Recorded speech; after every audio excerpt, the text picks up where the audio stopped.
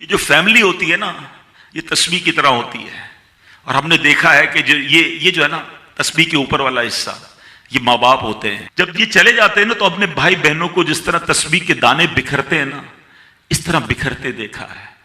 جب تک ماں باپ ہیں پہلے تو ان کی برکتیں لینا، اور جب یہ چلے جائیں نا تو یہ دانے بکھرنے مت دینا، جوڑ کے رکھنا اپنی فیملی کو.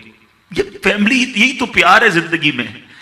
تھوڑے سے پیسوں کے لیے بھائی بہن لڑتے ہیں، جائیداد کے لیے بھائی بہن لڑتے ہیں، تھوڑے کاروبار کے لیے لڑتے ہیں. ارے قربان کر دو، کوئی بات نہیں، بھائی کو تھوڑا زیادہ چلا جائے، میری بہن کے گھر میں ہی جا رہا ہے نا، یہ تیرا ہے، یہ میرا ہے، نہ کیا کرے.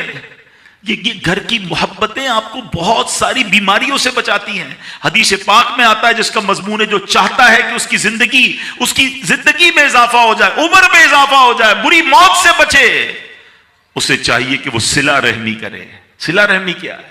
اپنے رشتہ داروں کے ساتھ اچھا سلوک. اور رشتہ داروں میں the closest family member جو ہے وہ بھائی بہن ہیں، وہ ماں باپ ہیں، بیوی بچے ہیں. ارے ان کو چھوڑ کر دنیا سے محبتیں جتا رہے ہو؟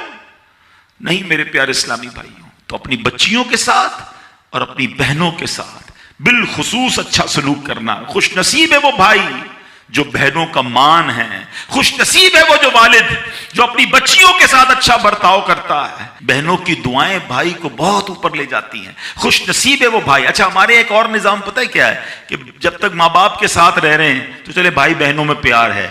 اب بھائی بہنوں میں شادی ہو گئی، سب کی شادیاں ہو گئی اور ماں باپ چلے گئے، تو اب نارملی لوگ اپنی بہنوں کو اگنور کرتے ہیں. اب یار میں تو اپنی بیوی کو دیکھوں گا، اپنے بچوں کو دیکھوں گا، اپنی کمائی کو دیکھوں گا. نہیں، اب بھائی کا کام ہے کہ وہ والد کا کردار ادا کرے. بہنوں کو یہ احساس دلائے کہ تمہارے ماں باپ چلے گئے ہیں مگر تمہارے بھائی زندہ ہیں، ہر مشکل میں تمہارے بھائی تمہارے ساتھ کھڑے ہوں گے. کبھی بہنوں کو یہ ریئلائز مت کرانا کہ وہ اکیلی کہیں کسی پرابلم میں ہو تو وہ اکیلے میں سوچے کہ میرے ماں ہوتی تو میں کس سے ماں سے بات کر لیتی، باپ ہوتا تو میں باپ سے کہہ دیتی، بھائی کو کیا کہوں وہ تو سنتا ہی نہیں ہے. ایسے بھائی آج بھی کہ بہنیں انہیں اپنا دکھ بھی شیئر نہیں کرتی ہیں، بلکہ بھائیوں کو پڑی ہی نہیں ہے بہن کدھر گئی. یہ مت کرنا. اگر تم اپنے ماں باپ کی روح خوش کرنا چاہتے ہو نا تو بھائی بہن جڑ کے رہو، بھائی بہنوں میں پیار رکھو. یہ پیسہ سب کچھ نہیں ہے. ارے جو کچھ میرے پاس ہے اگر میرے بھائی بہنوں پہ خرچ ہو جائے تو اس سے اچھی کیا چیز ہے.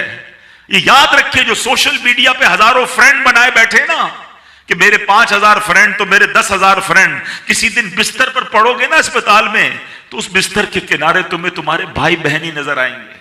وہ سوشل میڈیا والا تمہارا جو سارے دن چیٹنگ جس کے ساتھ واٹس ایپ پہ لگے ہوئے ہو نا گروپ میں، کوئی نظر نہیں آئے گا. جب تمہارے گھر میں کوئی بچے کا پرابلم ہوگا، آدھی رات کو اگر تمہارے گھر کوئی آ کے تمہیں دلاسا دے گا تو تمہارے بھائی بہن ہوں گے. بہنوں کو حقیر نہ سمجھنا، یہ ان لوگوں کے لیے بھی درس ہے. اسلام جب نہیں آیا تھا نا تو بہنوں کے حقوق نہیں تھے، ان کو کوئی ورثے میں حق نہیں دیتا تھا، بہنوں کی شادیاں نہیں کرواتے تھے. مگر آج بھی کچھ قبائل سنا ہے ایسے ہیں، آج بھی بدبخت کچھ لوگ ایسے ہیں جو بہنوں کے حق دبا لیتے ہیں. ارے بہنیں تو غم گسار ہوتی ہیں، بہنیں تو بھائیوں کا مان ہوتی ہیں. ارے بہنیں ہوتی ہیں تو گھر میں رونق ہوتی ہے. ارے بہنوں کو عزت دیا کرو، بہنوں کو پیار دیا کرو. اللہ کے حبیب فرماتے ہیں ایسا بھی ہوا کہ کچھ لوگوں کی ماں باپ جلدی چلے گئے، اب بھائی پر بہنوں کا بوجھ ہے. ایک صحابی کے بارے میں آتا ہے ان کی 6 یا 7 بہنیں تھیں اور سبحان اللہ وہ اپنی بہنوں کو انہوں نے پالا، اپنی بہنوں کو باپ بن کر پالا. ان کے بالوں میں کنگھی بھی کرتے تھے.